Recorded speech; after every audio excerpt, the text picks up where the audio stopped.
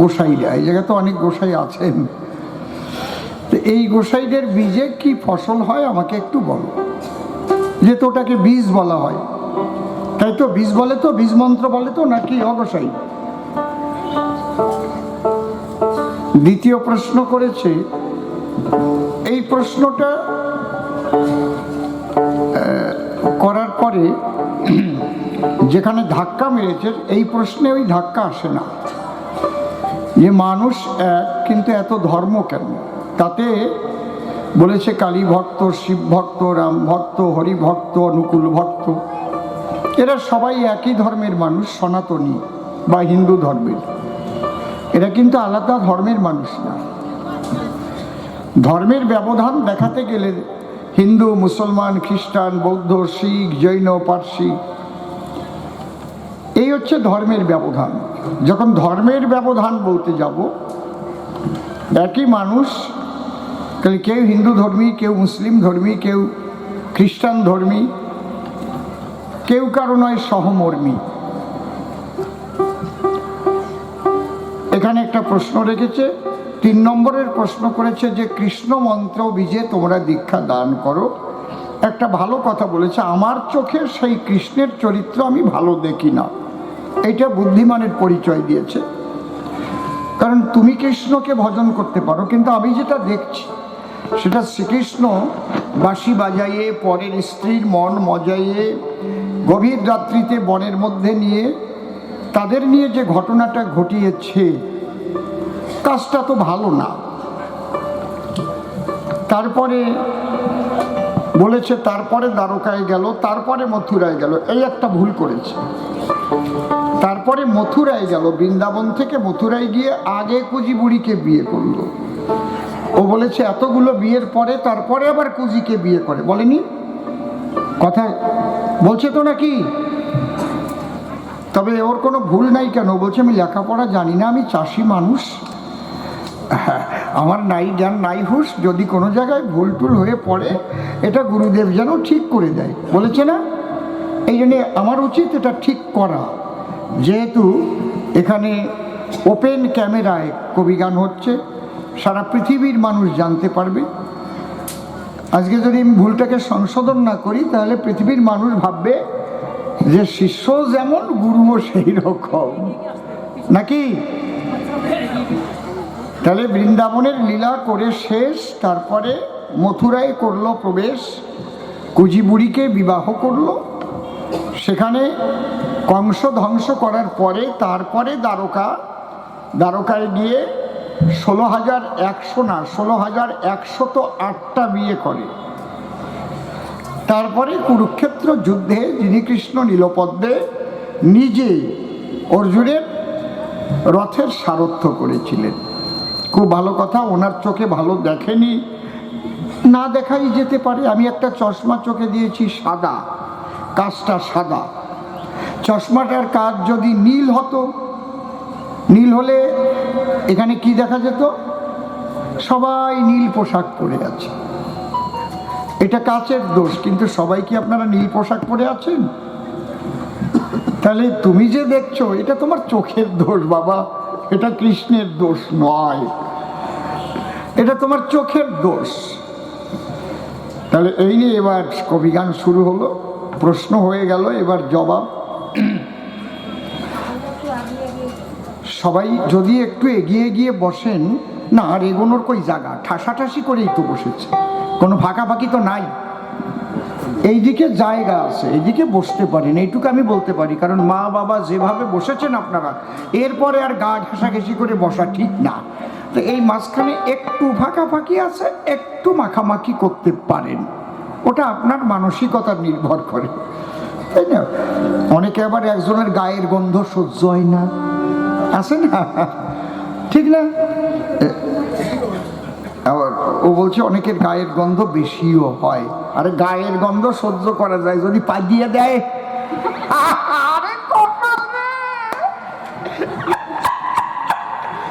আমার না এইসব বাজে কথা ভাল লাগে না, আমার লজ্জা করে কেমন, সত্যি বাবা। প্রথমে আমার গল্প একটা মনে পড়ছে, আমি না বলে পারবো না। একজনের বাড়ি টাউনে, বিয়ে করেছে ডাউনে। ডাউন মানে গ্রাম। তা শ্বশুর বাড়িতে এসেছে, তো নূতন জামাই যদি শ্বশুর বাড়ি আসে সবাই তো ভালোবাসে। আর ওই গ্রামে যারা বসবাস করে ওর শ্বশুর বংশ অধিকাংশ, ওর শ্বশুর, ওর জ্যাঠা শ্বশুর, ওর কাকা শ্বশুর, ওর পিসির শ্বশুর, ওর মেসির শ্বশুর, ওর শ্বশুরের শ্বশুর, তস্য শ্বশুর। তা এমন খাওয়া খেয়েছে, খাসির মাংস, পাঁঠার মাংস, কচ্ছপের মাংস, দেশি মুরগির মাংস, ককের মাংস, প্রচণ্ড খাওয়া খেয়েছে। কিন্তু একটা জিনিস একটু ভুল করে ফেলেছে, ওই কলাইয়ের ডালটা খেয়ে ফেলেছে। ওটাকে আপনারা কলার ডাল বলেন তো নাকি? তেল তেলে একদম ক্যালক্যাল করে নিচে নেমে যায়, কলার ডাল বলেন তো না কি বলেন? কেউ বলে বিউলি, বলে না? তো যখন বাড়ি যাচ্ছে মিনি বাসে উঠেছে, মিনি বাসে উঠেছে, পেটের মধ্যে ভীষণভাবে বদহজম হয়ে গ্যাস ফর্ম করে গেছে। কারণ গ্যাস উপরের দিকে উঠলে তো হার্ট অ্যাটাক করে। ভাগ্য ভালো, ওর নিচের দিকে পাসিং হতে আরম্ভ করলো। বুঝতে পারছেন ব্যাপারটা কি? অতগুলো জিনিস পচার পরে কি জিনিস তৈরি হয়েছে পেটের ভিতরে একটু ভেবে দেখেন। যখনই বাসে ব্রেক করছে আর ওর পেটে গিয়ে আর একজনের পিছন দিকটা চাপ লাগছে,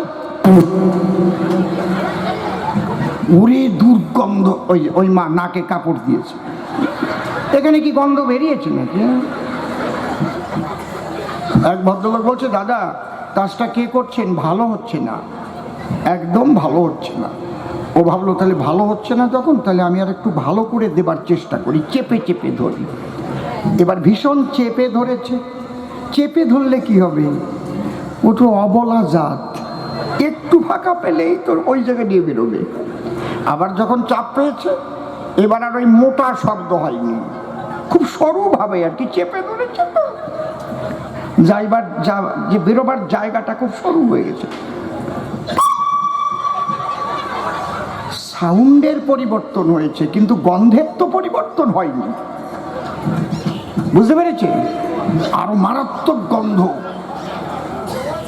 ওই ভদ্রলোক আবার বলছে, দাদা কাজটা কে করছেন? ভালো হচ্ছে না, কিন্তু আপনি নেমে যান, আপনার ভাড়া আমি দিয়ে দিচ্ছি। ভাবলো এখনো ভালো হয়নি, আর একটু চাপি। এইবার যখন আরো চেপে ধরেছে, আবার ব্রেক কষেছে, এইবার আরো গন্ধ, নাকের তালু পুড়ে উঠেছে একদম। আবার ভদ্রলোক বলছে, দাদা কাজটা কে করছেন? ভালো হচ্ছে না। ও বলছে, আমি করেছি, 3 বার চেষ্টা করেছি, এর চাইতে আর ভালো আমি পারবো না, আর চাপার শক্তি আমার নাই। অনেকে যা চাপা চেপেছে ওর চাইতে আর চাপার জায়গা নাই। জয় রাধে, হরি বল। তার গানটা আগে গেয়ে নেই, তারপরে তার প্রশ্নের আমি জবাব দিই। Hello hello, monitor monitor.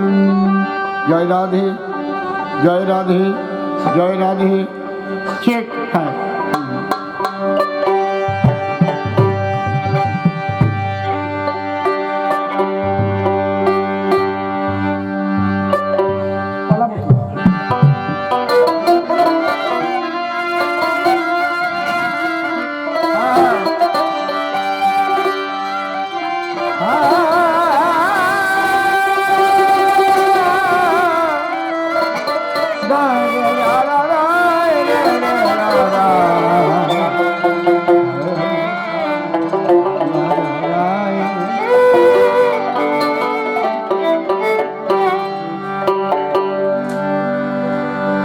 বোঝো রে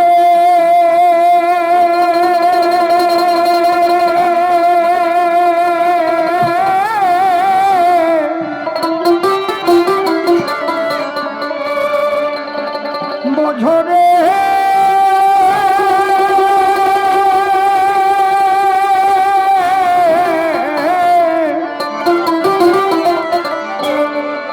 খোঁজো রে মন আপন ঘরে,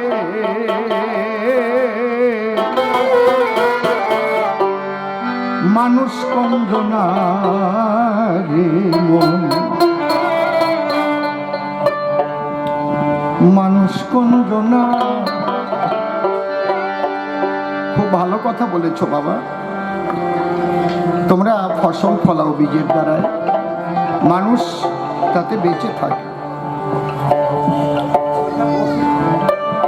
তোমরা দেহের খাবার জোগাড় করো, এটা ঠিক, কিন্তু দেহ ছাড়া মানুষের মধ্যে যে একটা আত্মা আছে,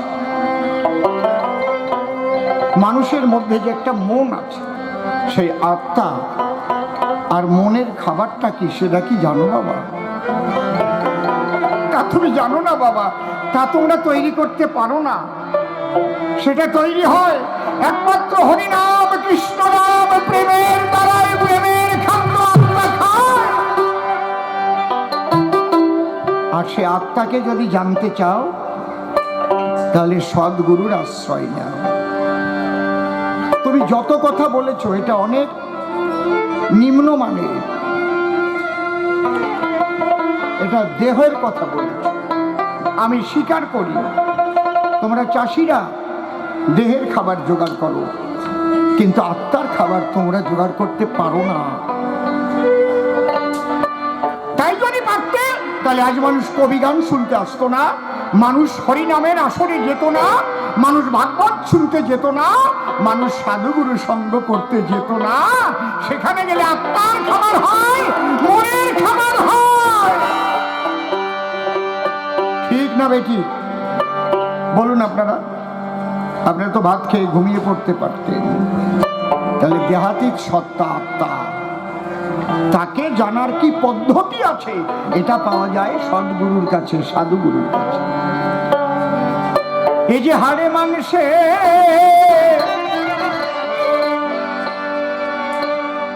হাড়ে মাংসে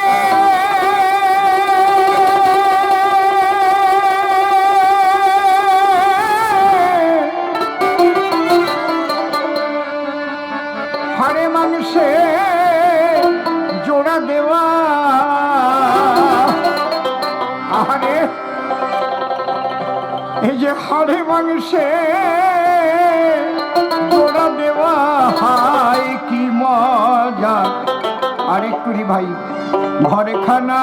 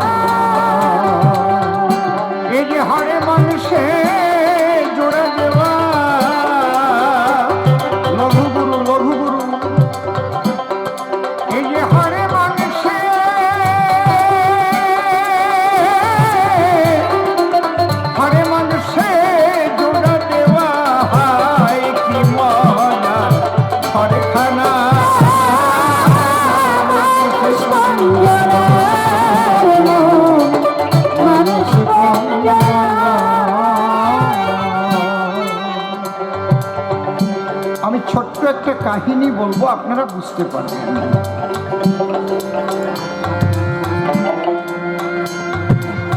এক ভদ্র মহিলা, খুব সুন্দর করে দেখে নাও সব কয়টা, দেখে নাও সব কয়টা, শুধু বাজাবে না, দেখে নেবে। আমার কানে যেন বেসুরো না আসে, আমি ইঙ্গিত দেওয়ার সাথে সাথে লক্ষ্য করবে। ইঙ্গিত দিলে বুঝবে যে অস্বস্তি হচ্ছে আমার। এক মায়ের স্বামী মারা গেছে, তুলসী তলায় ঢেকে রেখেছে, কাঠচেরাই করা হচ্ছে, শ্মশানে নিয়ে যাবে।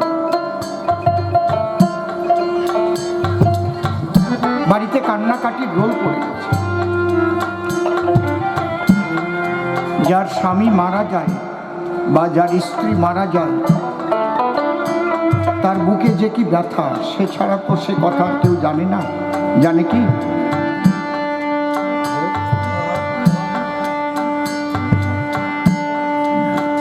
খুব কাঁদছে, আমাকে ফেলে চলে গেলে।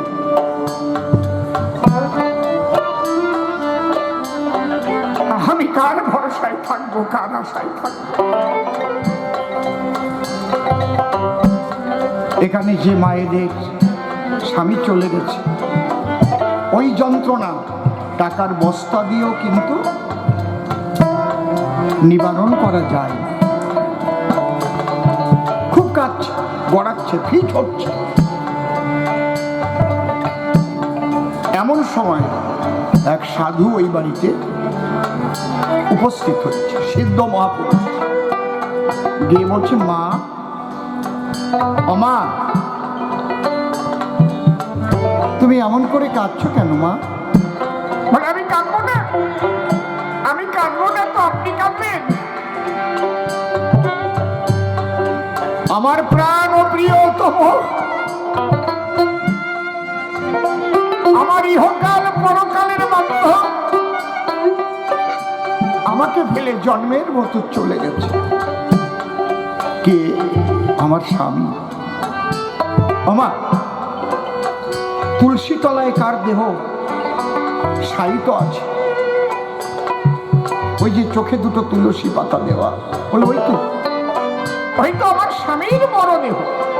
বলে, মা, ওই দেহের মধ্যে তোমার স্বামী ছিল তো? হ্যাঁ। মা, আমার একটা প্রশ্নের জবাব দেবে মা? ওই দেহের মধ্যে যে স্বামী বাস করত, তোমার সঙ্গে কি সেই স্বামীর কোনোদিন দেখা হয়েছে? বলো। তুমি শুধু স্বামীর দেহ সুখে সুখে হয়েছ, স্বামীর দেহটাকে পাওয়ার জন্য উদ্গ্রীব হয়েছ, কিন্তু ওই দেহের মধ্যে যে স্বামী বসবাস করে তাকে জানার চেনার কোনোদিন চেষ্টা করে।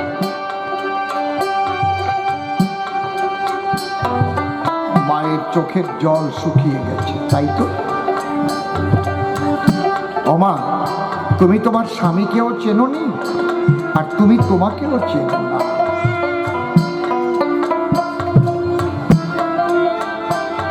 লক্ষণ যেদিন বনবাসে যাচ্ছিল দাদার সঙ্গে, লক্ষণের তো বনবাস হয়নি, বনবাস হয়েছিল রামের।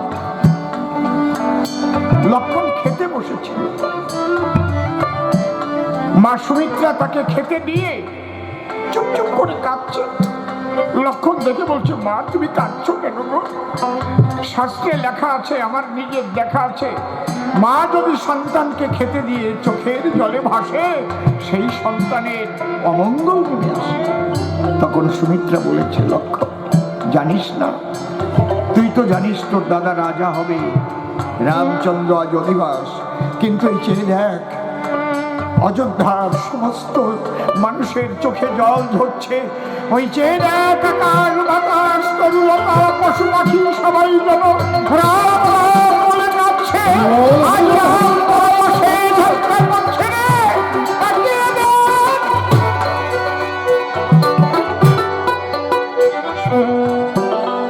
মা, দাদা বনবাসে যাচ্ছে। আমা, রাম শূন্য অযোধ্যায় লক্ষণ কোনোদিন থাকে না মা। রাম শূন্য অযোধ্যায় লক্ষণ কোনোদিন থাকে না। সুমিত্রা বলছে, তুই কি বলছিস? বলে, হ্যাঁ বলছি তো। এখানে বশিষ্ঠদেব ব্যাখ্যা করছে, যোগ বশিষ্ঠ রামায়ণে পড়ে দেখবেন জ্ঞানী জনে, যে রাম শূন্য অযোধ্যায় লক্ষণ থাকে না। এর ব্যাখ্যা কি? এই দেহ অযোধ্যা, এর মধ্যে আত্মা রাম। এই রাম যদি অযোধ্যা ছেড়ে চলে যায়,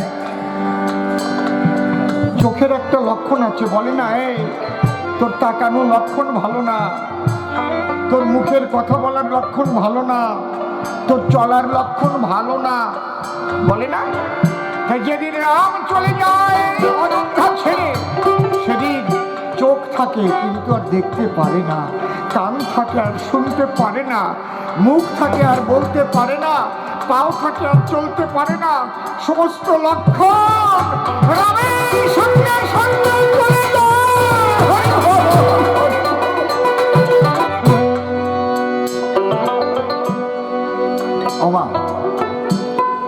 মা, এই দেহের মধ্যে যে আত্মা রাম, তাকে দেখেছো? তোমার স্বামীর সঙ্গে দেখা হয়েছে কি তোমার? আর তাকে দেখতে হলে কার কাছে যেতে হয় তা কি তুমি জানো? না সাধু বাবা, এই কথাটি কোনোদিন কেউ আমাকে বলেনি, কোনোদিন বলেনি। বেলা চলে যায় বেলা, মানব জন্ম নিয়ে বৃথা চলে গেল, কত জন্ম কেটে গেল, কিন্তু আমাকে আমি চিনতে পারলাম না। কালীচরণ বাবা, যখন তোমার ওই ক্ষুধা জাগবে যে আমি আমাকে চিনবো, আমার মধ্যে আমি কে চলে গেলে দেহ অচল হয়ে যায়, শ্মশানে দেহটাকে পুড়িয়ে ছাই করে দেয়, সেদিন আর প্রশ্ন করবে না যে সাধুগুরুরা কি দেয়, তাকে জানার সন্ধান দেয়, সেই বীজ দেয়। এই যে হারে মানুষে জোড়া দেওয়া,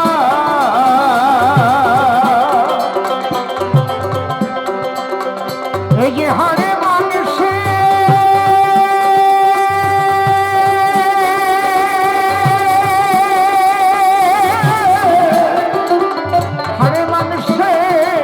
জোড়া দেওয়া হায় কি মজা, ঘরে খালা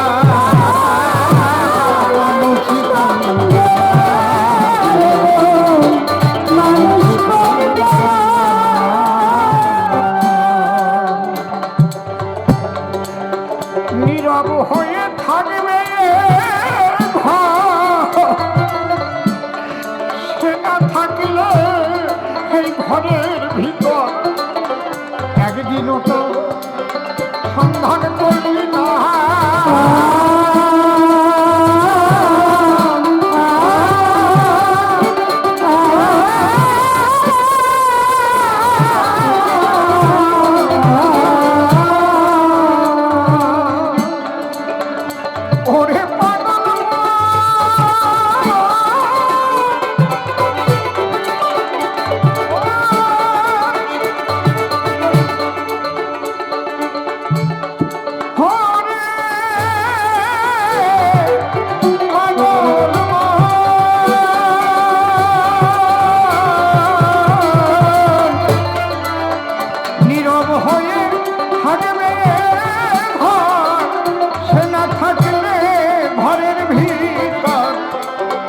একদিনও তা খবর করি না।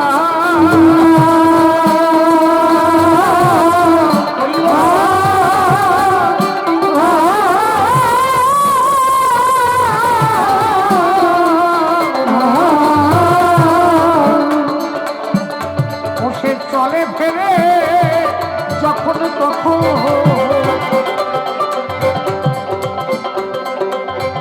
ও সে চলে ফেরে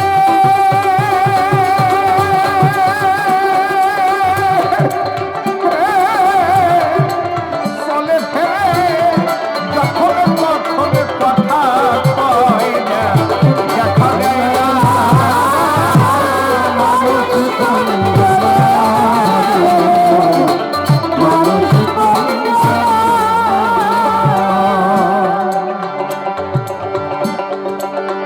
বাঁচা মরার কারণ ছাড়ি সররি বারণ করি, এই মানুষ রতন যতন করো মনা,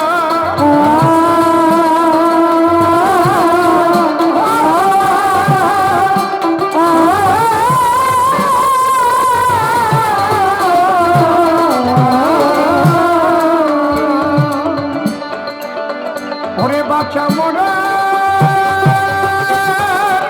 কারণ ছাড়ি সররি বারণ করি, এই মানুষ রতন যতন করো মনা,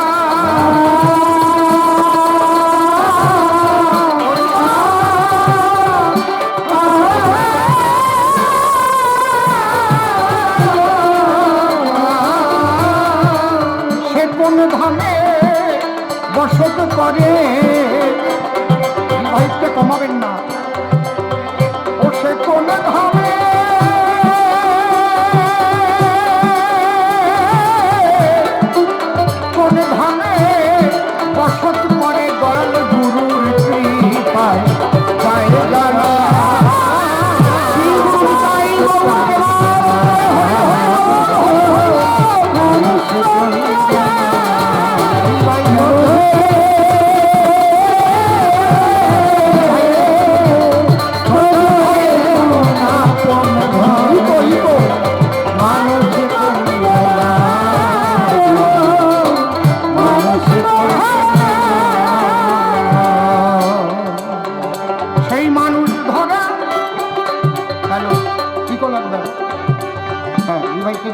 চেক চেক লাগবে, চেক।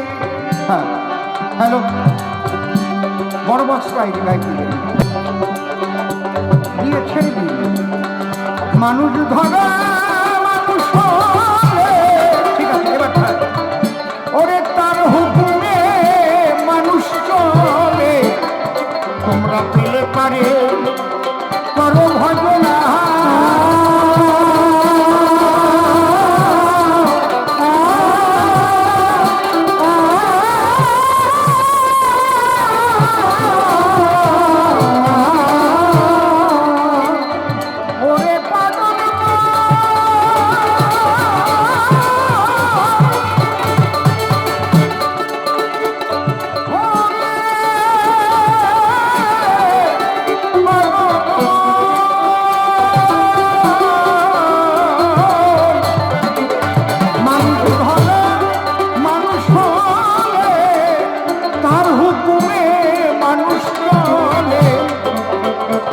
পেলে চলে করো ভজনা।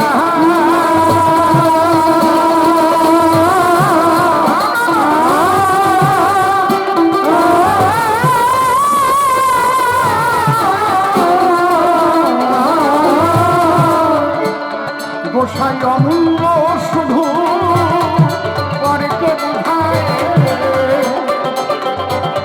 গোসাই অমূল্য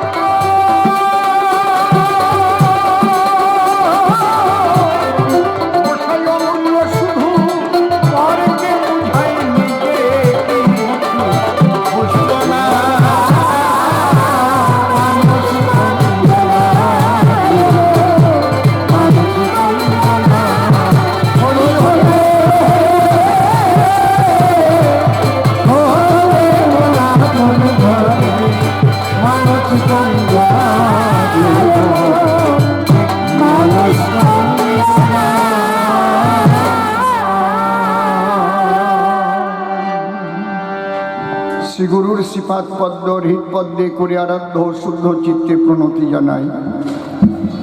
সাধুগুরু বৈষ্ণব হেরি আর যত পুরুষ নারী আমার ভক্তিপূর্ণ প্রণাম গ্রহণ করিবেন সবাই। বাইরের চোংটা একটু কমবে। মন রাখবার হরি বল, এ নাম দুর্বলের বল, নাম বিনে কি আছে বল এ ভব সংসারে। যেজন করে হরি চিনতে, হরি করে তার চিনতে, অন্তে জীবকে নিয়ে যায় সে ভব সিন্ধু পারে। ঠিক আছে, একদম তাই বলি মনে রসনা আছে, যে বিষয় বাসনা কেলে সোনার উপাসনা করো সার। ওই যে হরি দীনবন্ধু পাইলে তার কৃপা বিন্দু, ভব সিন্ধু সেদিন হবি পার। মনশিক্ষা করে শেষ বক্তব্য করিব পেশ, সবিশেষ সবার মধ্যে জানাই নিবেদন। দূর দূরান্তের শ্রোতা যারা কবি গান শুনতে এসেছেন তারা, আমি দিয়ে আমার নয়নের ধারা করি সবার চরণ বন্দন। আপনারা আশীর্বাদ করে চরণ ধুলি দেবেন মোরে, যদ্বারায় হতে পারে কৃষ্ণ কথা আলাপন। আপনাদের আশীর্বাদ নিয়ে মাঠে দাঁড়াইলাম এ সভাতে, পাচ্ছি না তো পোকার জ্বালাতে।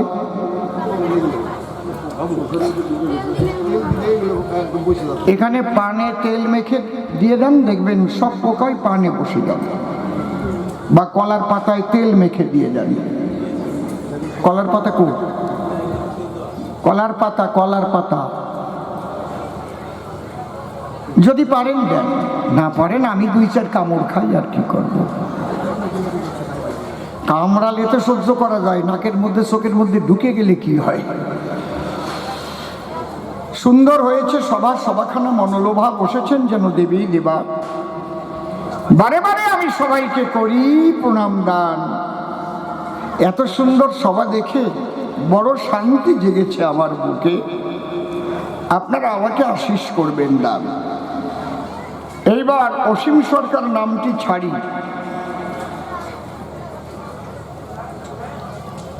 হরিচরণ গোস্বামী নামটি ধরি।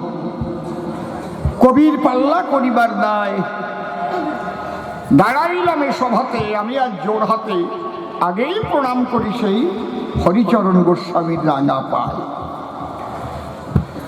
তবে সুন্দর সুন্দর মুখের ভাষা নাম নিয়েছে কালীচরণ চাষা, বা চাষি বলে দিয়েছে পরিচয়। চাষি কবু মন্দ নহে, এ কথা বিশ্ববাসী কহে। আমিও চাষির চরণে প্রণাম করি দান। এই জগতে চাষি যারা চাষবাস করে তারা মাঠে ফলায় ধান। তোমরা যারা চাষা বলো তারাই দেশের আশার আলো, ভারত মাতার অমৃত সন্তান। তারা পেটের ক্ষুধা মিটাইতে মাঠে ফলায় সোনার ধান। নিজের জীবন দেয় উৎসর্গ, বিশ্ববাসীর বাঁচাতে পড়ান। সবুজ ধানের পাতার দোলনায় অবুঝ চাষির মুখের হাসি তার মাঝে লুকায়। তারা রৌদ্রে পুড়ে বদন শুকায়, লুকানো গোপন আশায় আনন্দেতে বুক ভরে যায়। কাটে যখন মাঠের পাকা ধান, তারা আমার ভারত মাতার অমৃত সন্তান। আমি চাষিকে করে এই জ্ঞান পুনঃ পুনঃ প্রণাম করলাম দান। চাষিকে সম্মান দিতে হয়, কি বলেন? এইবার সে সরল চাষা সুন্দর তার মুখের ভাষা, সে অন্তরে নিয়ে আসা গুরুর কাছে প্রশ্ন করে যায়। গুরুদেব কথা হবে আমাকে একটু বুঝিয়ে দেবে যে এই যে বীজ গুরু গোসাইরে দিয়ে থাকে কর্ণমূলে, এতে কি ফসল ফলে? এটা আমার জানবার বিষয়।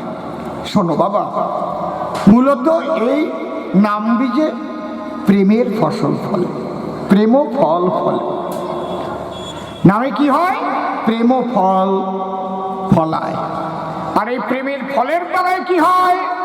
প্রেমের ফলের দ্বারায় যে যার ভজনা করে বসে শোনেন নারী নরে, একমাত্র প্রেম ভক্তির দ্বারায় তার ইষ্টের দর্শন এই নামেই পাওয়া যায়।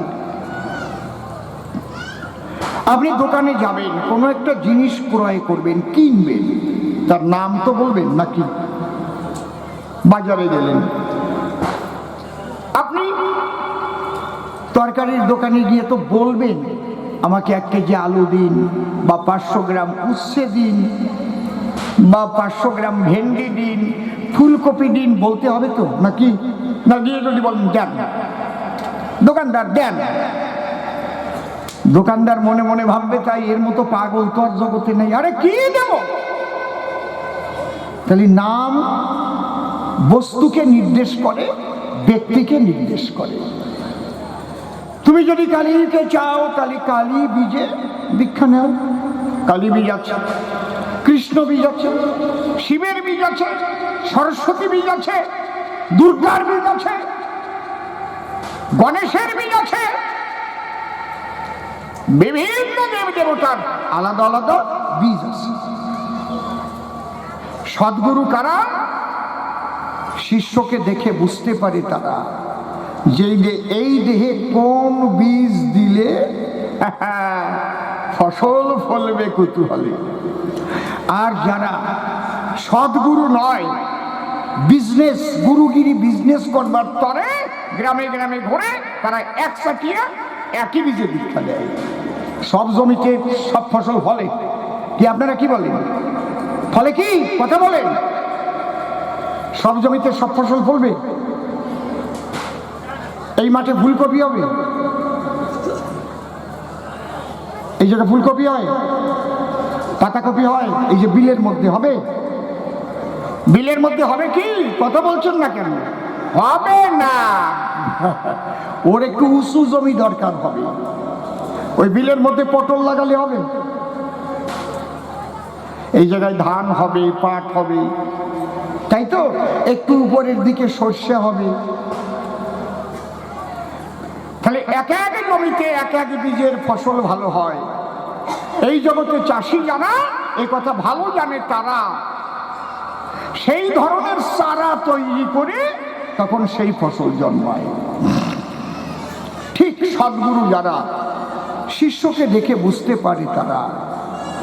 এই জন্য তত্ত্বের ঘরে আপনারা করেছেন শ্রবণ কি?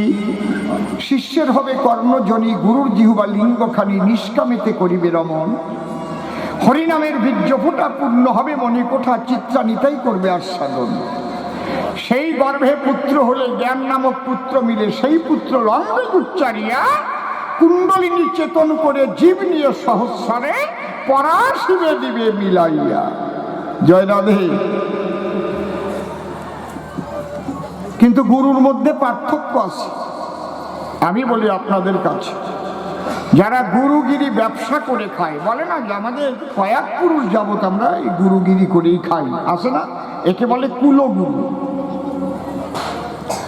এই কুলগুরু বাদ ধ্বংস করার পরে মহাপ্রভু এসেছিলেন নদিয়াপুরে। এই কুলগুরু একমাত্র হতো কারা? পৈতাধারী ব্রাহ্মণ যারা। ঠিক বলছি না বেঠিক বলছি? ঠিক তো? যে ব্রাহ্মণের কাছ থেকে আমার ঠাকুর দাদা দীক্ষা নিয়েছিল, তার ছেলের কাছ থেকে আমার বাবার নিতে হবে, তার ছেলের কাছ থেকে আমার নিতে হবে। কিন্তু কুলগুরু যে কারে কয় মানুষ জানতো না তার পরিচয়। যার কুলকুণ্ডলিনী চেতন হয় তাকে কুলগুরু বলে দিয়েছে পরিচয়। ওটা বংশানুক্রমে গুরুগিরি নয়। তাহলে কুলকুণ্ডলিনী কোথায়? দেহতত্ত্ব না জানিলে বোঝা যাবে কোনো কালে? এই ধরো সেই কুলকুণ্ডলিনী তত্ত্বটা যে বোঝে না, জানে না, তারে চড়াইয়ে খেতে তাড়াতাড়ি সুবিধা হয়। এই যে মানব দেহ কর নিরীক্ষণ, চতুর্বিংশ তত্ত্বে ইহা হয়েছে গঠন। পঞ্চভূত ষড়রিপু একত্র করিয়া, তার সঙ্গে দশেন্দ্রিয় লইবে ধরিয়া। মহাভূত অহংকার সহকারে মন, এই 24 তত্ত্বে মানব দেহেরই গঠন। সহস্রার পদ্ম হয় সহস্রেক দল, মধ্যে একটা রামেশ্বর গোলকমণ্ডল। নাসামূলে দিল পদ্ম রুক্ষঞ্জ নাকি, কণ্ঠজুড়ি 16 দল পদ্ম দিল রাখি। হৃৎপদ্ম বিরাজিত দ্বাদশ যে দলে, কুলকুণ্ডলিনী 10 দল নাভিমূলে। নাভির নিম্ন ভাগে আছে এক সরোবর, অষ্টাদল পদ্ম আছে তাহারও ভিতর। তাহার মধ্যে আছে নারী 3.5 কোটি, 72,000 নারী তাতে আছে 8টি। তার মধ্যে 700 প্রধান যে হয়, শতাধিক 24 নারী তাতে শ্রেষ্ঠ রয়। 124-এর মধ্যে 32 নারী দেখো, বিশ্বধরী নামে ইহা হয়েছে উল্লেখ। এই বিশ্বধরীর মধ্যে চতুর্বিংশ শ্রেষ্ঠ, চতুর্বিংশের 14 হয়েছে গরিষ্ঠ। এই 14-এর মধ্যে আছে নারী 3, ইরা পিঙ্গলায় আর সুষন্মা প্রবীণ। বাম ভাগে ইরায় আর দক্ষিণে পিঙ্গলা, মধ্যভাগে সুষন্মা চক্রভেদী রইলা। এই যে দেহতত্ত্ব যেই জনে জানে, নর লোকে তুচ্ছ তারে দেব লোকে মানে। একজন হাতুড়িয়া ডাক্তার আর একজন MBBS ডাক্তার কি এক হবে? খুব ভালো করে এগুলো বুঝতে হবে। খালি MBBS পাস করলেই হবে না। জানেন যত নারী নরে, এক এক ডাক্তার এক এক বিষয়ের উপরে স্পেশালিস্ট হতে পারে। যে হার্ট স্পেশালিস্ট হয়, কার্ডিওলজি, সে এই হৃদযন্ত্র সম্পর্কে যতটা ওয়াকিবহাল হয় অন্য ডাক্তার তা নয়। যে চেস্ট স্পেশালিস্ট হয়, যে ফুসফুস সম্পর্কে খুব ভালো জানে সেই ডাক্তার মহাশয়। ঠিক তো? ঠিক ওই রকম তারা কিন্তু শুধু ওই পুস্তক অধ্যয়ন করে ডাক্তার হয় না চরাচরে।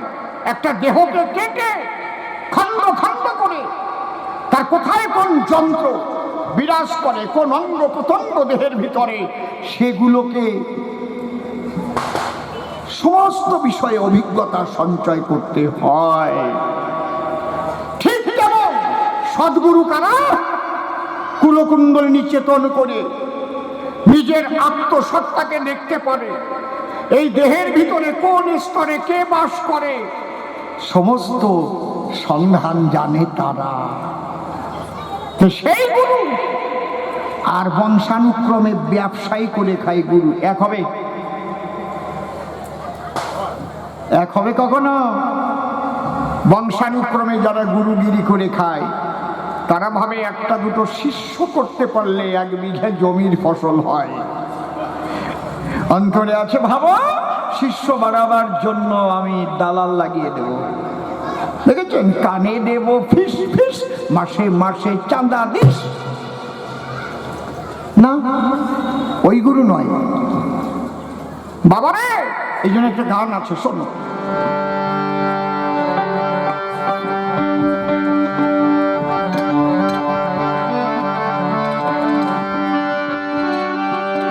একটু লাগবে এটা।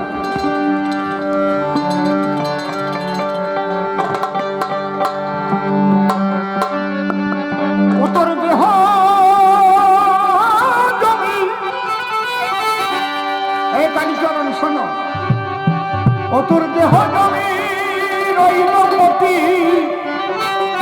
বলছে সালমা, কেন চাষ করলি না রে মন চাষা,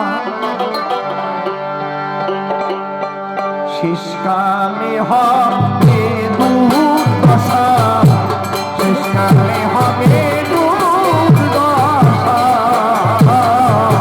শেষকালে হবে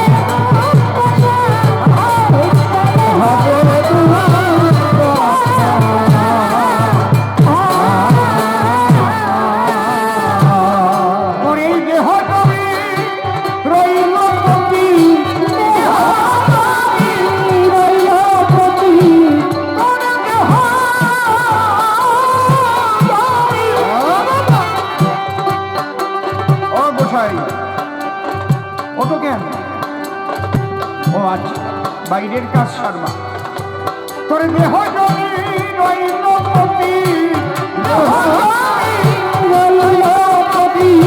কেন চাষ করলি না অমন চাষা,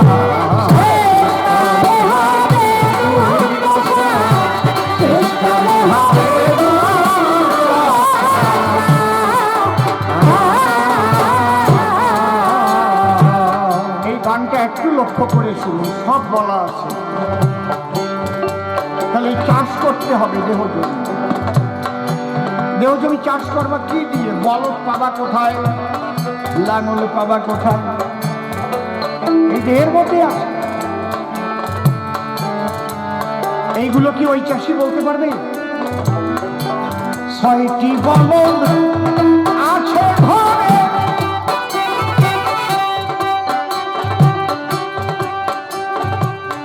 6টি বলদ কি কি? কাম, ক্রোধ, লোভ, মোহ, মদ, মাৎসর্য। আমি যে আলোচনাগুলো করব বিশ্ব মানবের কল্যাণের জন্য, এখানে রাম ভক্ত, কালী ভক্ত, কৃষ্ণ ভক্ত, হিন্দু, মুসলমান, আমার আলোচনায় থাকবে না কোনো ব্যবধান। মানুষের, বিশ্ব মানুষের, বিশ্ব মানবের, সবাই শোনো, বিশ্ব মানব। 6টি বলদ আছে ঘরে,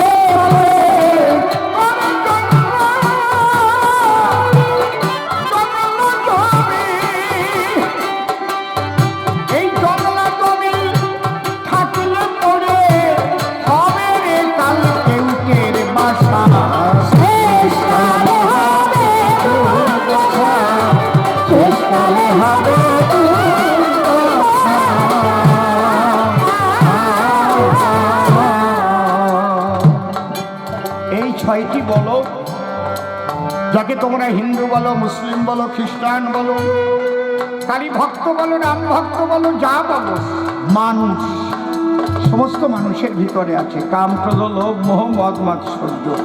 আমি বিশ্ব মানবের জন্য, যারা গুরু তারা বিশ্ব মানবের কল্যাণের কথাই বলে,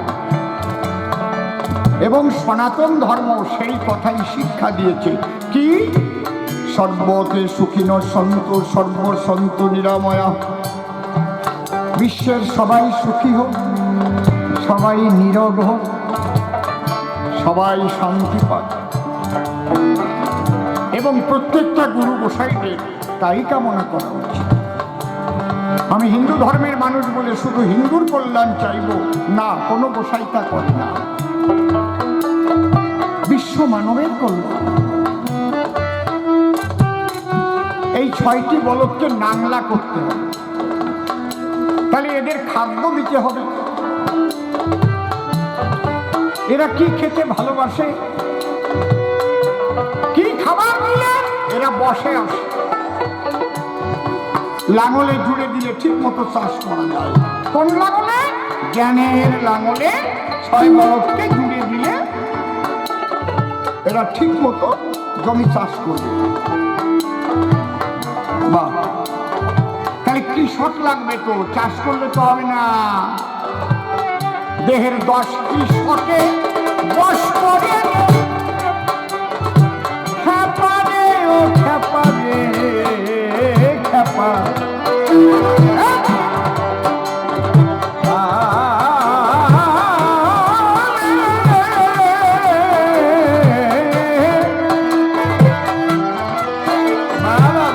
ভূপালী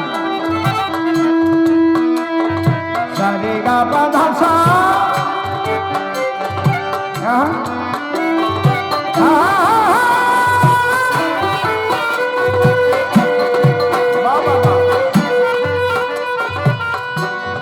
দশ কৃষকে বশ করে চাষতে জমি রসের বনে 10 কৃষকে বশ করে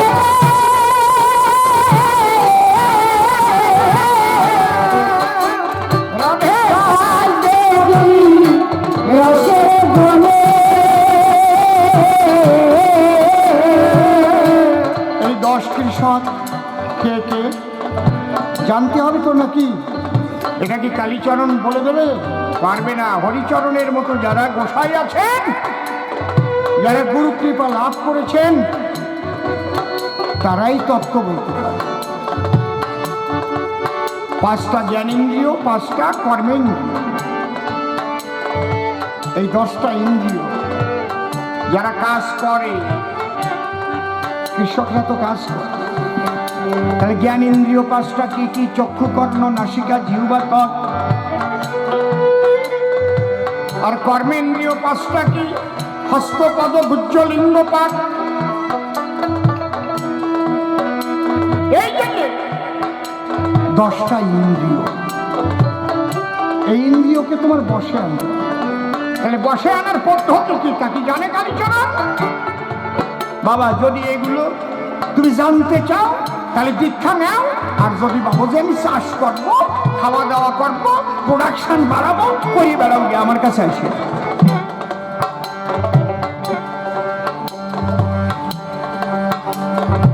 এক পরামানিক, রাগ করবেন না, এই জায়গায় কেউ থাকতে পারেন পরামানিক, এটা আমার গল্পের পরামানিক।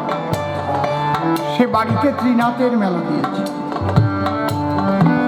ত্রিনাথের মেলা দেওয়ার পরে ভক্তবৃন্দরা এসে জড়ো হয়েছে তার ঘরে, গান বাজনা করেছে। ত্রিনাথের 3টে গান গাইতে হয়, গায় না কি বাবা? গাইতো নাকি? ও 3 পয়সাতে হয় যার মেলা, হাই কলিতে ত্রিনাথের মেলা, গায় না? দেখবেন মেলা যখন শেষ হয়ে যায় তখন বাড়ির কর্তা আত্মনিবেদন করে। ভক্তগণ সাক্ষাৎ, ত্রিনাথ ঠাকুর সাক্ষাৎ। বেশিরভাগ আগে ত্রিনাথের মেলা হতো গাভীতে যদি বাচ্চা দিত, ঠিক বলছি তো নাকি? 21 দিন পরে ত্রিনাথের মেলা দিত, দই পাতায়, দই খই মুড়ি দিয়ে। বাবা আপনারা জানেন তো এগুলো নাকি? হ্যাঁ, না জানলে আমার বলে কোনো রস পাবো না।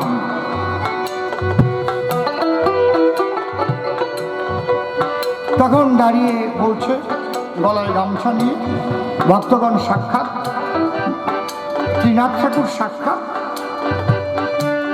আমার আর কিছু কামনা নাই। কামনা করে না যে আমার মেয়েটা যদি বিয়ে হয় আমি আবার ত্রিনাথের মেলা দেব, কিংবা আমার আর একটা গাভী আছে, তার গর্ভে বাচ্চা আছে, সুন্দরভাবে যদি প্রসব করে তাহলে আমি আবার ত্রিনাথের মেলা দেবো। আর কিছু পাইনি।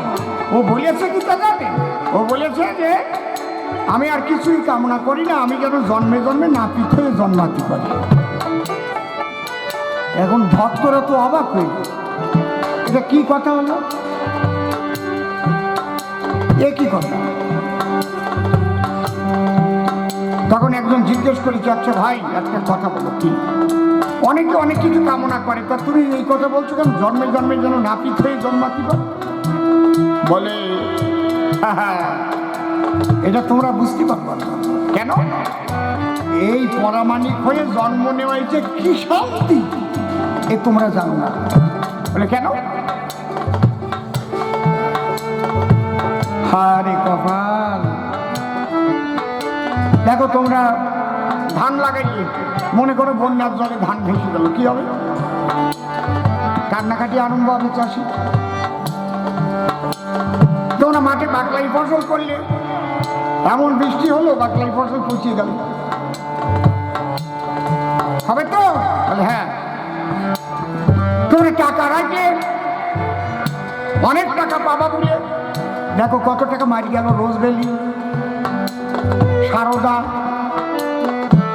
এপিলাই, কত রকমের। কিন্তু বাবা আমি যা ফসল বুনেছি একবার আমার মাইন নাই, ওই একবারই খুর আর কেসি কিনেছি। টোনটা একটু বেশি আছে, টোনটা একটু কমবে, ভলুমটা একটু বাড়বে। বলে এই যে একবার যদি কেনা যায় মাঝে মাঝে একটু ধার দিতে হয়, বুঝতে পারছো? কেন?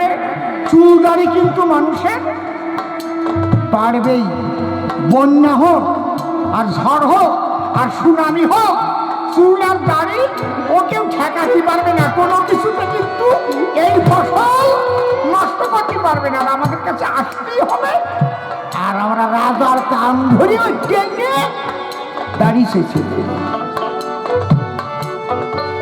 এই অধিকার আর কারণ নাই, একমাত্র পরমাণিকের আছে রাজার কান ধরা। এই জন্য আমি ঘরে শান্তি পেলাম বাবা, আমি আর কিচ্ছু চাই না, যেন জন্মে জন্মে আমি নাপিত হয়ে জন্মাই। মানে যদি তুমি ভাবো আমার আর কিছুর দরকার নাই, আমি জমিতে ফসল ফলাবো, আমি খাওয়া দাওয়া করব, স্ত্রী নিয়ে সন্তান জন্মাবো, আত্মতত্ত্ব জ্ঞান দিয়ে আমার দরকার নাই, তাহলে সাধু গুরুর কাছে এসো না, তার দরকারই নয়। 10 কৃষকে 10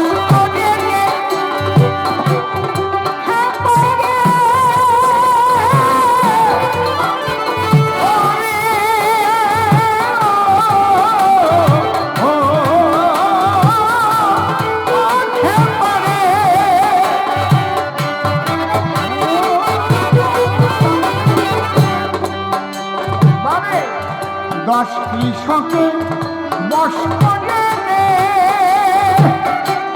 চাষবে জমি রসের বনে, জমির জোহা বলে আর পাবিলে, আজকে প্রত্যেকটা কথার মধ্যেই দর্শন আছে। চাষ দিতে হবে কোন সময়? রসের গুণে। কোন রস? রসে আসে রসে বইসে রসে করে ভাট, রসের মধ্যে বাস করে মোর কৃষ্ণ নত। যে রস পিতা মাকে করেছিল দান, সেই রসে গড়ায় আমার এই দেহ খান। সেই বিন্দু সত্তা বেভিচারে গেলে সাধন ভজন হবে না, সে যাবে রসাতল। ঊর্ধ্বলিঙ্গ ঊর্ধ্বজনী ঊর্ধ্বরতি হয়, না হইলে জীবে যাবে জমালয়। পুরুষের লিঙ্গ হয় ওই মস্তকের মণি, তাহা দিয়া খেলা করে দেব পদ্মজনী। সাধকের স্থান হয় ওই বৃহৎ বৃন্দাবন, হীরা হয় যে তাহার প্রেমের মহাজন। এই তত্ত্ব শ্রী গুরুর কাছে জেনে নেবে, কি করিয়া কিন্তু তোমার ধরে রাখতে হবে। এইটা হচ্ছে রস। এই রসের গুণে তোমার সমস্ত চাষ দেওয়ার টাইম আর ফসল ফলানোর টাইম, যারা এখন হারাইয়ে পলাইয়ে সব শেষ হয়ে গেছে, বসে বসে কান্না ছাড়ার উপায় নাই। 10 কৃষকে 10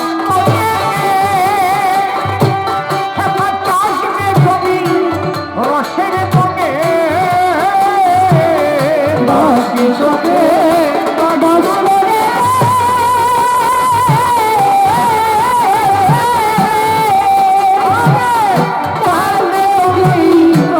রসের গুণে, জমির জোহারে আর পাবিনে, আর পাইয়ে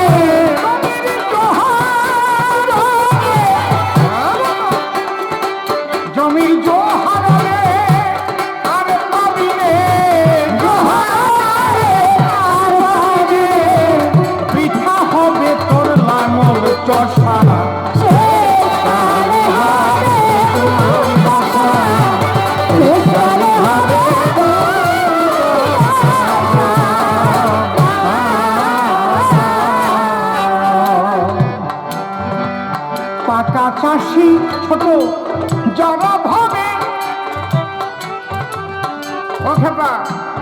পাকা চাষি যারা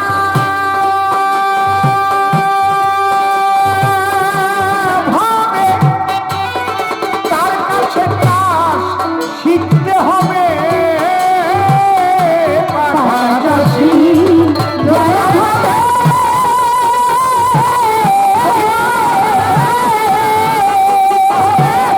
তার কাছে চাষ শিখতে হবে।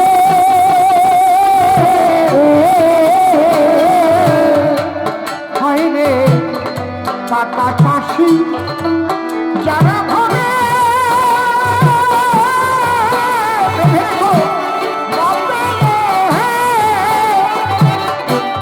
তার কাছে চাষ শিখতে হবে। পাকা চাষি যারা ভাবে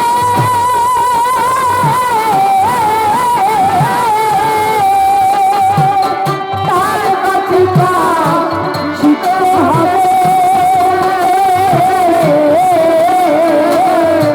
যার বীজে ফলন বাড়াবে, যার বীজে ফলন বাড়াবে।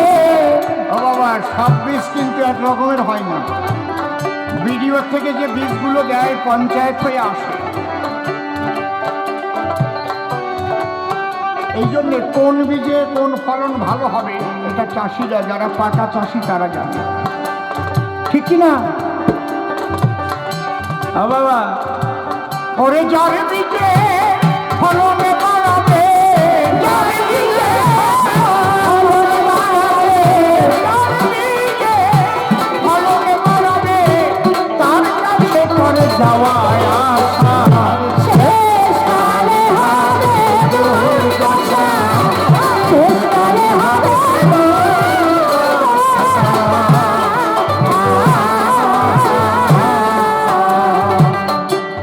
এত বীজের কথা আছে।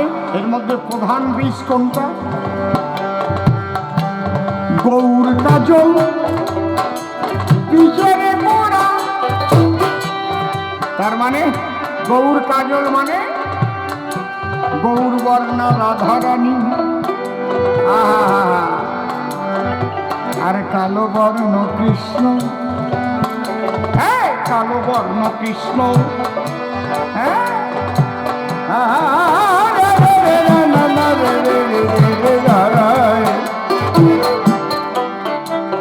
এই যুগল বীজ, এই যে রাধা কৃষ্ণ তো গৌর কাজল বলে গেছে আমার চাষি মোরা।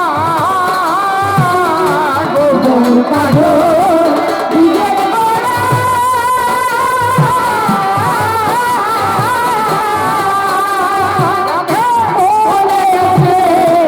চাষি গোরা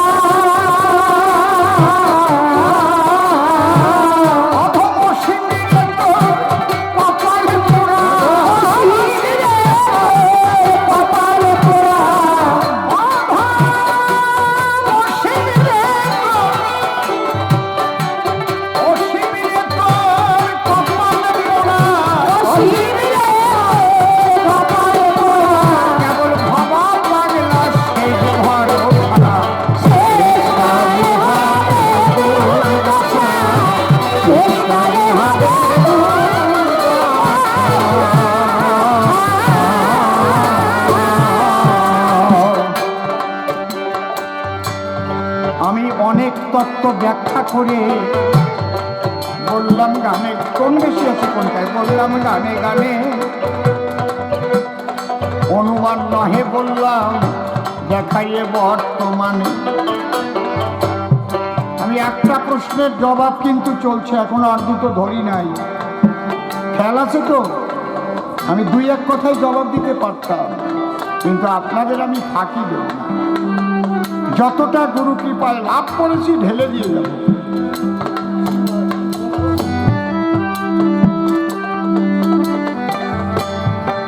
তাহলে তোমাদের বীজে যে ফসল ফলায় সে ফসলে দেহের খাবার হয় গো বাবা, আত্মার খাবার নয়।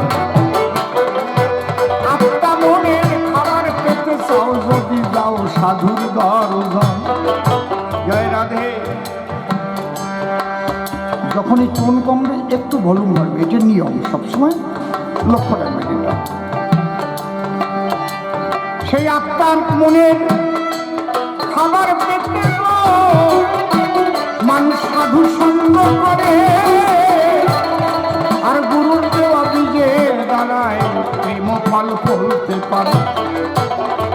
আর প্রেম ফল ফললে কি হয়?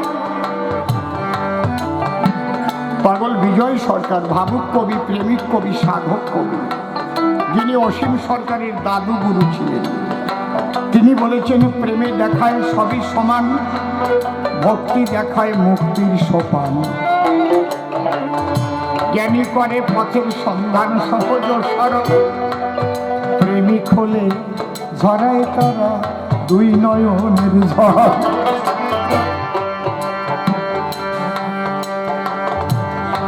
প্রেম লাভ জীবনের সবচাইতে বড় লাভ।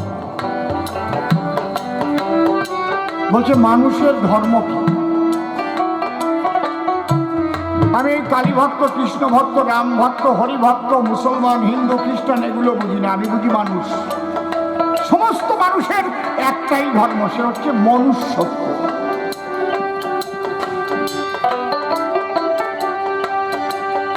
যেমন মিষ্টির ধর্ম কি? ওর নামই মিষ্টি, মিষ্টি যার নাম, সেটা যদি মিষ্টি না লাগে তাহলে কি তাকেও খাবে?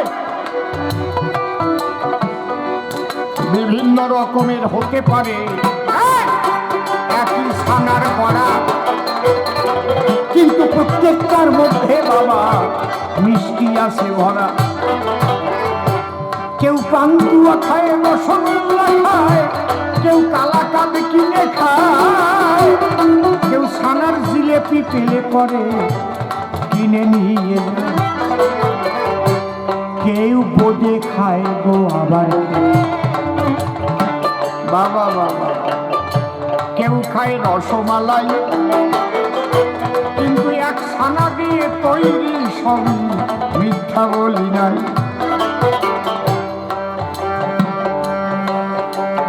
তাহলে মানুষের ধর্ম হচ্ছে মনুষ্যত্ব। এই মনুষ্যত্ব পৃথিবীর কোনো দোকানে কিনতে পাওয়া যায় না। মানবোচিত গুণে মানুষ উচিত যে গুণ, সেই গুণের যে সমাহার একত্রিত করলে যা হয় তার নাম মনুষ্য। তাহলে মানুষের কি গুণ থাকা উচিত? প্রথম কর্তব্য পরায়ণ। কি কর্তব্য? পিতার কর্তব্য সন্তানদের মানুষ করে তোলা। শুধু লেখাপড়া শেখানো তা না, লেখাপড়া শিখলো, বিরাট শিক্ষিত হয়ে গেল, WBCS, IPS, IAS, doctor, engineer, আরো অনেক কিছু হতে পারে, কিন্তু মানুষ না হলে তার দ্বারাই জগতে কল্যাণ হয় না সরাসর। খুব লক্ষ্য করে শুনবেন, এই মানুষ গড়ার দায়িত্ব মা বাবার।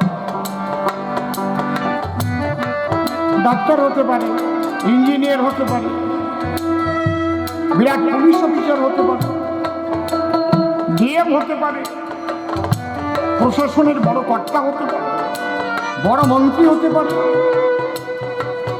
কিন্তু যদি মানুষ ভালো না হয়, মনুষ্যত্ব না থাকে, তাহলে তার দ্বারা জগতের কল্যাণ হয় না, মানুষের ধ্বংসের পথ পরিষ্কার করে দেয়। আমার কথা বোঝা যাচ্ছে কি নাকি?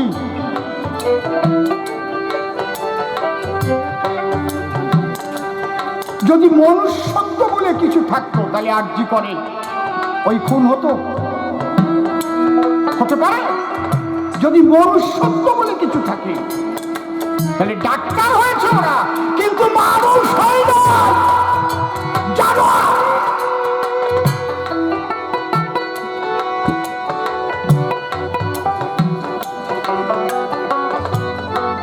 যদি কারো ভিতরে মনুষ্যত্ব থাকে, সে গরিব মানুষের রেশন চুরি করে খেতে পারে?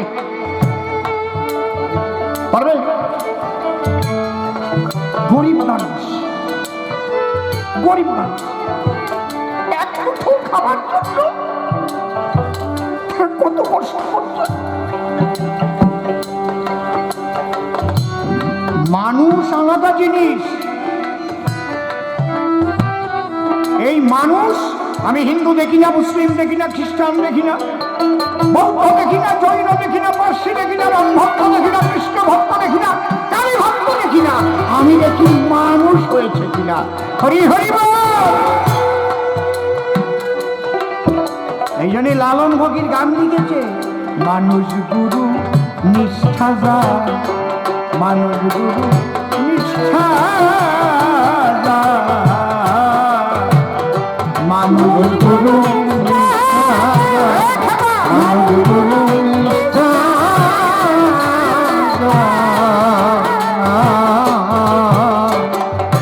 সর্বসাধন সিদ্ধ হয় না, সর্বসাধন সিদ্ধ হয় না, মানুষ গুরু নিষ্ঠায়ার, মানুষ গুরু নিষ্ঠা, মানুষ গুরু নিষ্ঠা।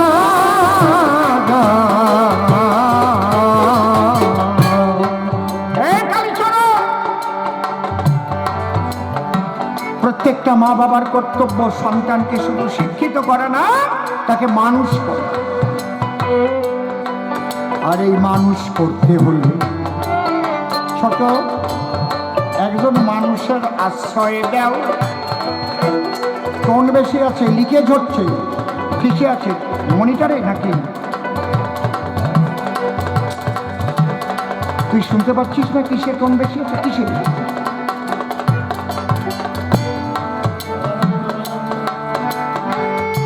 বেলা ঠিক আছে, বেলা তো আরো কোন লাগবে। তুমি একটু নিজে শোনো। তাহলে মা বাবার কর্তব্য কি? এই মনুষ্যত্ব জগতে গেলে একটা মানুষের আশ্রয় পাঠানো, সেই মানুষটাই হচ্ছে সদ্গুরু।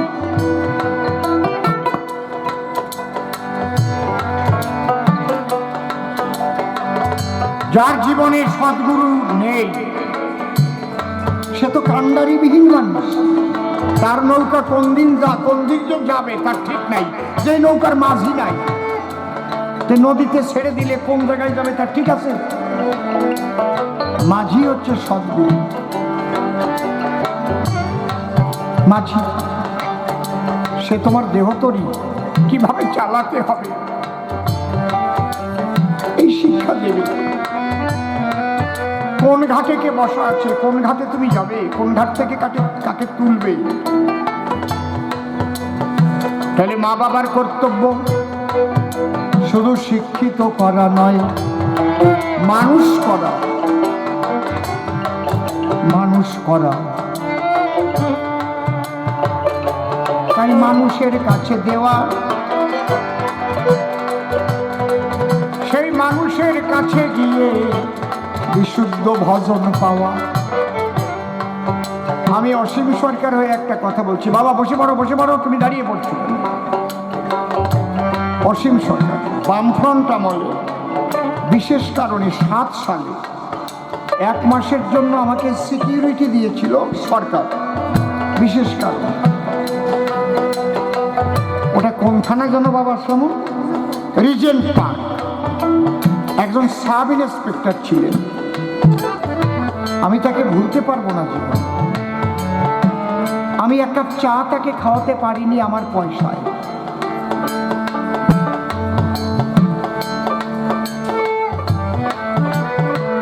আমি বলছি একটা চা খান আপনি আমার সিকিউরিটি। বলছি না অসীমবাবু, খেতে পারবো না। কেন? তিনি মুসলমান ছিলেন। বলছে আমি 1 চান্সে যখন সাব ইন্সপেক্টর হওয়ার জন্য পরীক্ষা দিলাম, মানুষ তো পুলিশের কনস্টেবলের জন্য পরীক্ষা দিয়ে কনস্টেবল হয়, তারপরে পরীক্ষা দিয়ে এএসআই হয়, তারপরে পরীক্ষা দিয়ে এসআই হয়। কিন্তু ডাইরেক্ট এসআই হয়ে যেতে পারে যদি তার সেই কোয়ালিটি থাকে। উনি ডাইরেক্ট এসআই যখন জয়েন্ট লেটার পেলেন। ওনার গুরুদেব একজন পীর সাহেব, গুরুদেবের কাছে গেলেন। গুরুদেবকে চরণ চুম্বন করে, আমরা যেমন প্রণাম করি মুসলমানরা চুম্বন করে, বললেন আমি তো পুলিশের সাব ইন্সপেক্টরের চাকরি পেয়েছি, আপনি আশীর্বাদ করেন, দোয়া করেন। তখন সেই পীর সাহেব বলল, শোন, পুলিশের চাকরি করতে পারিস, আমি যা বলবো শুনে চলতে পারবি, তাহলে আমার সঙ্গে তোর সম্পর্ক থাকবে, তাই নাহলে কিন্তু তোর সঙ্গে আমার সম্পর্ক ছিন্ন হয়ে যাবে। উনি সিদ্ধ মহাত্মা। সেই পীর কি বলো, বলছে যে বেতন পাবি সরকারিভাবে, যে টাকাটা তুই পাবি, তার বাইরে কারো কাছ থেকে এক কাপ চাও খেতে পারবি না জীবনে কারো পয়সায়, ডিউটিতে থাকাকালীন। বাড়ি চলে এলি, ডিউটি নেই, নিমন্ত্রণ করলো, সে খাবি বন্ধু বান্ধব নিয়ে, কিন্তু তোর ডিউটি চলাকালীন কারো কাছে এক কাপ চাও খেতে পারবি না। বলে আমার সেই গুরুদেব পীর সাহেবের চরণ ছুঁয়ে আমি বলে এসেছি, আমি জীবনে কারো এক পয়সাও চাও খাবো না, তাই আপনার চা আমি খেতে পারবো না। মানুষ ধরে কি করে মানুষ হয় শোনো, এমনি নাকি? তোমার রোগ হলো, তুমি ডাক্তার দেখাবে না, বাড়িতে বসে সেরে যাবে? সেই ডাক্তারই তো গুরু।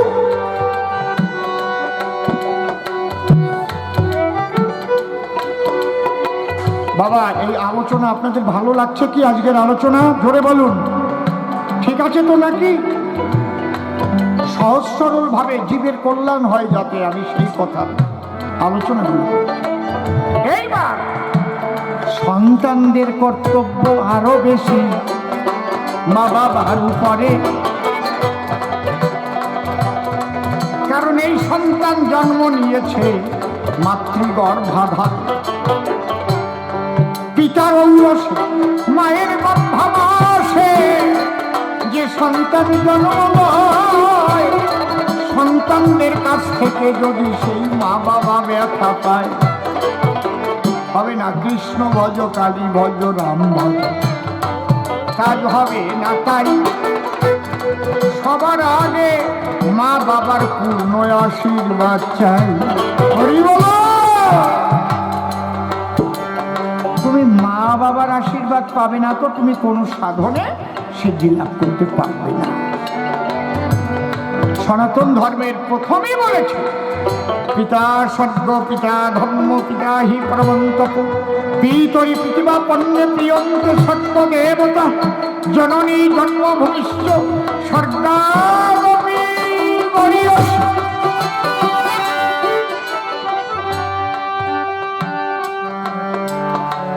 তুমি যদি ভাবো আমি বড় বৈষ্ণব হয়ে গেছি, আমি বড় কালী ভক্ত হয়ে গেছি, কৃষ্ণ ভক্ত হয়ে গেছি, আহা,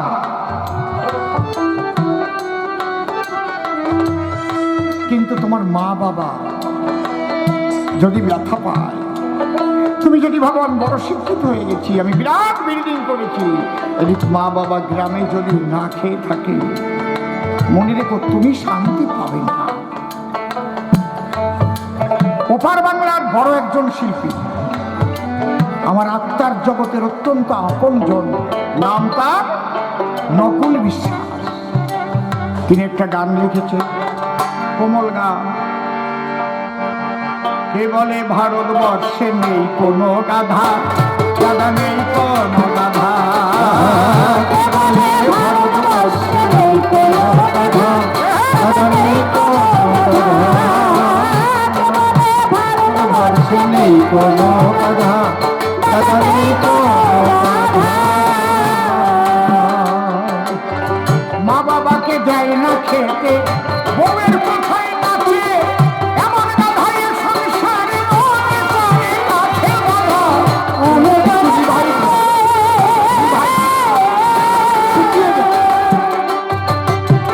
মা বাবাকে দেয় না খেতে, বউয়ের কোথায় নাচে,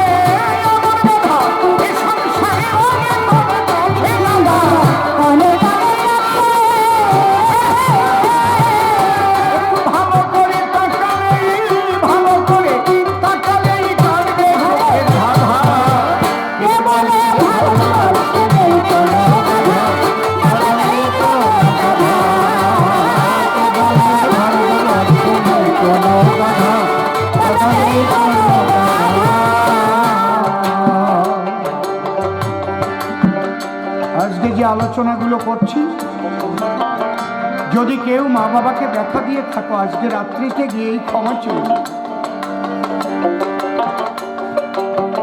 মনে রেখো, তুমি যে অপরাধ করেছো, যে পাপ করেছো, তার চাইতে অনেক ক্ষমা করার মতো ক্ষমতা মা বাবার আছে। শুধু একবার গিয়ে গলা জড়িয়ে ধরে বলো না,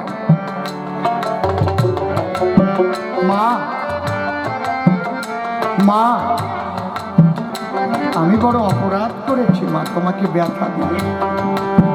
দেখবে তোমার মা তোমাকে জড়িয়ে ধরে তার স্নেহের বন্ধনে তোমাকে বেঁধে দেবে।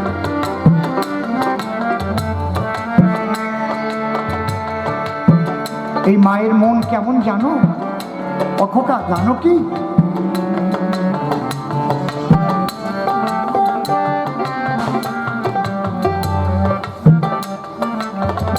এক মহিলা,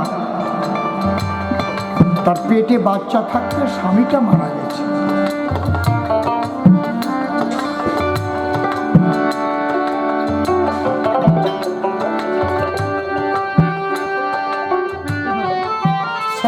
বুঝবে, কমিটির তরফ থেকে ছেলেপেলেরা ভালোবেসে আমার হাতে 100 টাকা দিয়েছে, সেফটিন নিয়ে এসেছিল। আর ওই গোজাগুজির দিন আমার নাই, অনেক গুজেছি। এখন শুধু সাধুগুরুর কাছে শেষের দিনগুলো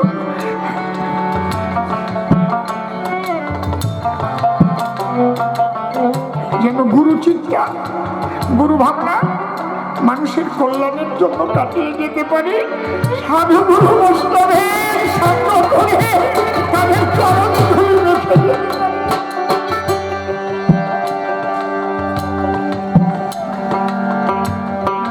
বাচ্চাটা পেটে রেখে বাবা মারা গেছে। ওই মায়ের বিয়ের অন্তত 20-25 বছর পরে অনেক ডাক্তার কবিরাজ দেখিয়ে বাচ্চাটা এসেছিল, একদম শেষ, মানে বাচ্চা হওয়ার শেষ দিকে। এই বাচ্চাটা না হলে আর বাচ্চা হওয়ার মতো তার জীবনের যৌবনের জোয়ারই নষ্ট হয়ে যেত।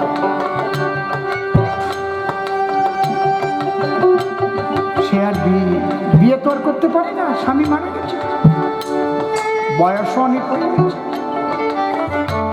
বাচ্চাটার জন্ম নেই।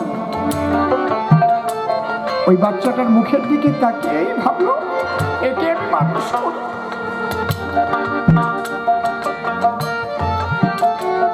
অনেক কষ্ট করে পরের বাড়িতে খেটে ধান ভেঙে চিড়ে কুটে ধান কেটে পাট কেটে ওই বয়সে ওকে লেখাপড়া শেখালো। ওর যখন 25 বছর বয়স হলো, তখন মায়ের বয়স 70 হয়ে গেছে। পরের বাড়ি খাটাখাটনি করলে খুব তাড়াতাড়ি শরীরটা ভেঙে যায়, কারণ যারা খাটায় মানুষকে, বেশিরভাগ মানুষ তোমার শরীর থাকুক আর না থাকুক, আমার খাটনি খাটতেই হবে। ওকে বিয়ে দিল, একটা বৌমা জুটলো। তা বুড়ি এখন তেমন চলার শক্তি কেমন, প্রথম দিক দিয়ে কাজ টাজ করতে পারতো, একটু তরকারি কেটে দিত, কখনো ভাত রান্নাও করতো, এখন আর পারে না, গিটে গিটে ব্যথা হয়ে গেছে। তো বুড়ি বারান্দায় শুয়ে থাকে, আর ওই ছেলে আর যেতে হবে একদিন সকল ছাড়ি লইয়া বিদায়।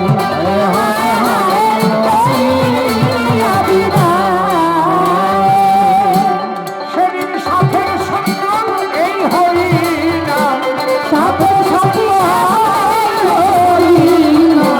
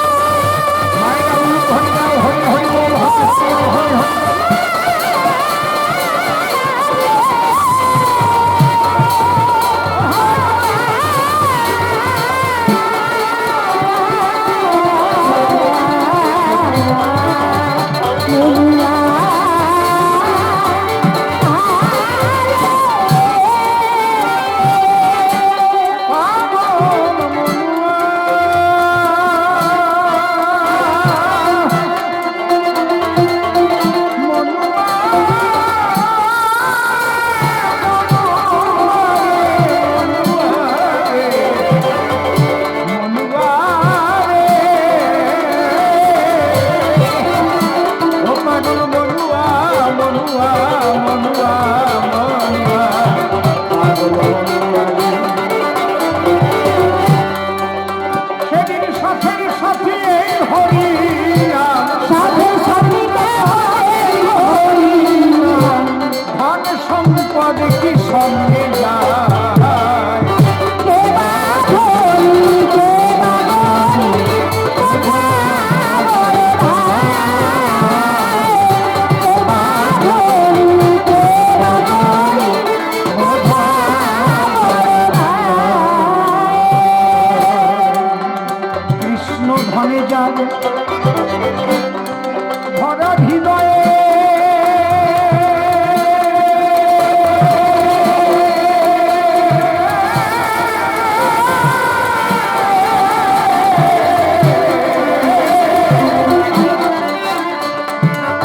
ভাইরে সে যে বড় ধনির তনয়, তার সঙ্গে তার তুলনা হয় সারা বিশ্বময়।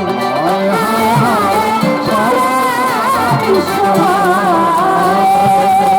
সে যে প্রেম সাগরে ভেসে ভেসে, প্রেম সাগরে ভেসে ভেসে, সে যে প্রেম সাগরে ভেসে ভেসে মহানন্দে ভেসে বেড়ায়।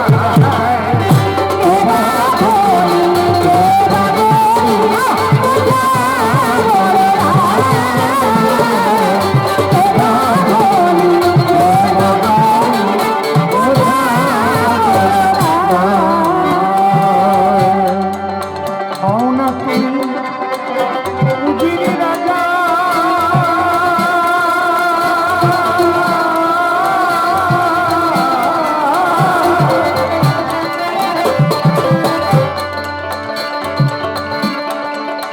হও না তুমি উজির রাজা,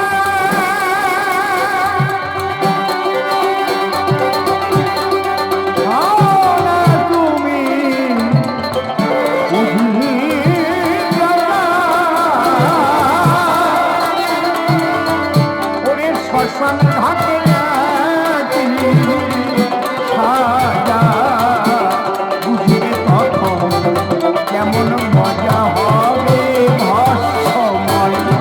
হায় হায় হায় ভস্মময়। এসব দেখে শুনে জ্ঞান হলো না, দেখে শুনে এত দেখে শুনে জ্ঞান হলো না, অধম অসীম রইল ঘোর মায়ায়। কে বাঁধনি কে বাঁধনি কোথায় রে ভাই, কে বাঁধনি কোথায় রে ভাই। কৃষ্ণ চরিত্র ভালো নহে বলে গেছে, তাই কেন কৃষ্ণ মন্ত্রের দীক্ষা দেই আমরা বৈষ্ণব অবসন্ধান। বাবা, পরের মেয়ে নিয়ে কখনো রাস হয় না, আর যদি পরের বউ হয় কখনো গভীর রাত্রিতে কৃষ্ণের বাঁশি শুনে সে যায় না।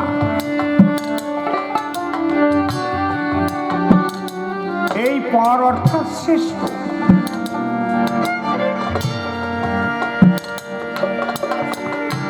তারা দিয়েছিল, বৃন্দাবনে বাঁশি বেজেছিল। বৃন্দাবনে বাঁশি কি সবাই শুনতে পেয়েছিল? তারাই শুনেছিল যারা বাঁশি শোনার জন্য রাত জেগে জেগে বসে থাকত। সে কারা? কত যুগ যুগান্তরের মুনি ঋষি যারা করিয়া ঈশ্বরের ভজন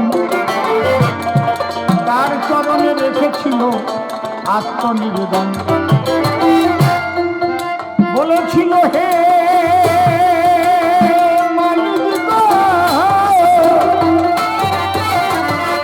আমাদের মনে আছে ভাব, আমরা তোমার নরলীলার পারিষদ হয়ে যাব।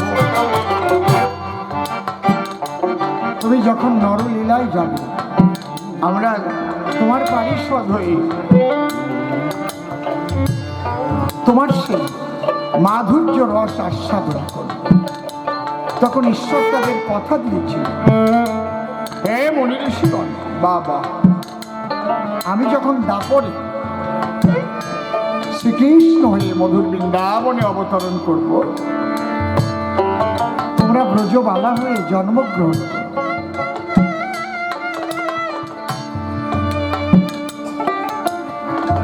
আমি তোমাদের বাঁশির সুরে টেনে নেব। আমার এই বাঁশির সুর তোমরাই শুনতে পাবে। বাঁশি সবাই শুনতে পায় না, এই জন্য দেখবেন কীর্তনীয়রা গায়, বাঁশি বাজে কানে বাজে না, বাঁশি বাজে কানে বাজে না। কৃষ্ণগত কান্না হলে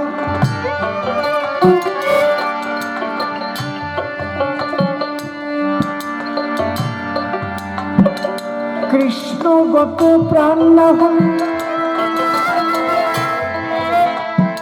বাঁশি বাজে কানে বাজে না।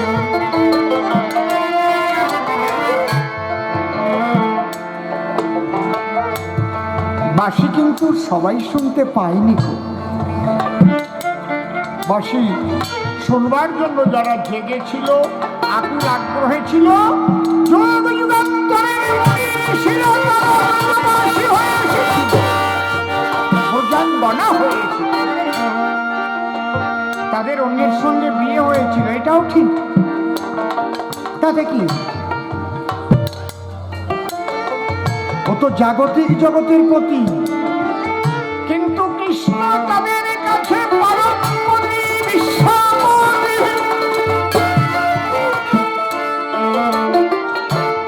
এ পতিত্ব জন্ম আছে, মৃত্যু আছে, কিন্তু তারা যে পতির চরণে আত্মসমর্পণ করেছিল সে পতি চির অমর। নৈনং সিন্দন্তি শস্ত্রাণি নৈনং দহতে পাবক ন চৈনং হৃদয়ং তাপ ন শোষয়িতি মারুত। ঈশ্বর পরম কৃষ্ণ সচ্চিদানন্দ বিগ্রহ অনাদিরাদি গোবিন্দ সর্বকারণে কারণ এতে চাংস কলা পুরুষ কৃষ্ণস্ত ভগবান স্বয়ং ইন্দ্রারি বেকুলং লোকং রয়ন্তি যুগে যুগে। বাবা কালীচরণ দেখো, ওই রসের যারা রসিক তারাই এসেছে। এখনো বাঁশি বাজে, কে বলছে বাজে না বাঁশি? বাজে রে বাজে রে বাঁশি, বাজে রে বাজে রে বাঁশি, বাজে রে বাজে রে বাঁশি, বাজে রে বাজে রে বাঁশি, বাজে রে বাজে রে বাঁশি, বাজে রে বাজে রে বাঁশি।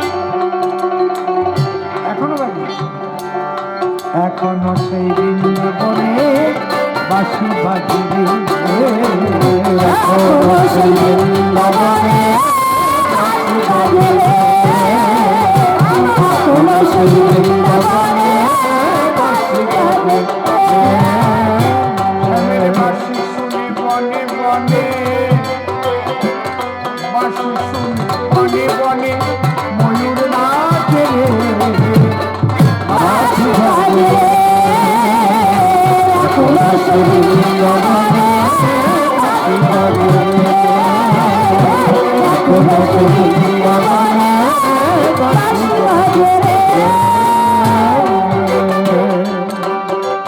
এখনো সেই রাধা রানী